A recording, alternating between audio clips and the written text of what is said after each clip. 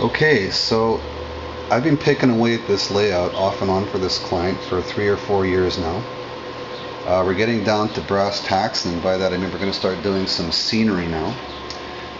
I did all these mountains. In fact, you can kind of see, if you look over here, you can see how some of the mountains are made. Basically they are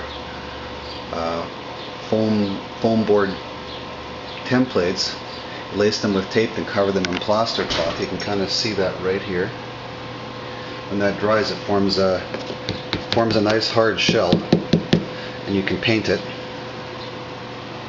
So we've painted everything green in anticipation of a base coat to mimic ground cover. And I just started doing some of the ground cover here. I'm kind of messing around with the kind of terrain you would see in Pennsylvania. In Pennsylvania, it's very lush and damp, and things grow very quickly. So in a relatively short amount of time, any abandoned structures start filling in and looking like this very, very quickly. I'm just kind of messing with different types of foliage here to see if I can get it looking the way I want to. I had to do some ballasting on all the track here as I go along. I'm only ballasting what I need as I go here because there's so much to do in this layout. It's so big.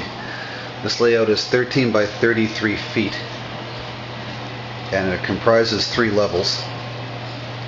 We follow this line right around the side of this little mountain here. It goes underneath this bridge with yet another level up here. There's 3 levels altogether.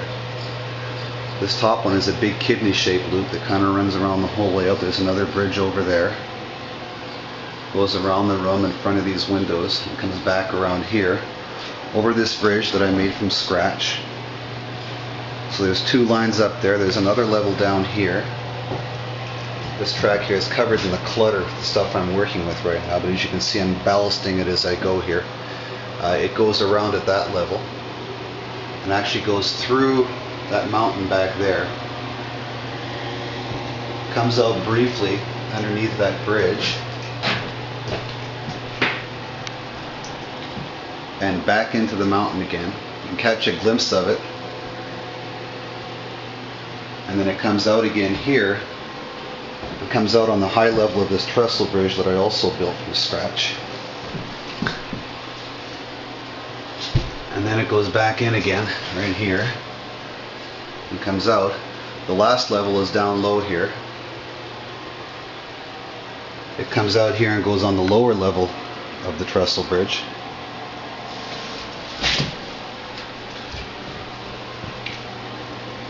And goes in right there.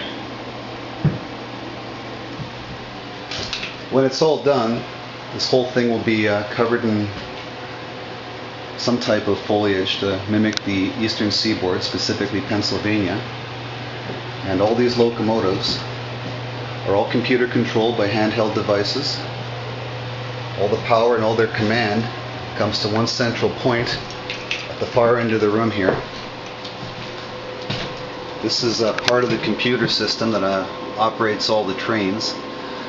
These little boxes either control locomotive functions or the myriad of tracks and switches that are all run off a handheld unit. And this is the power. It uses 4 transformers. Each one of these transformers, each half of one of these transformers controls a power zone on the layout. There's 4 of them all together. Call this the wall of power. So in the days and months to come, I'll keep doing little video updates and you can see how it progresses.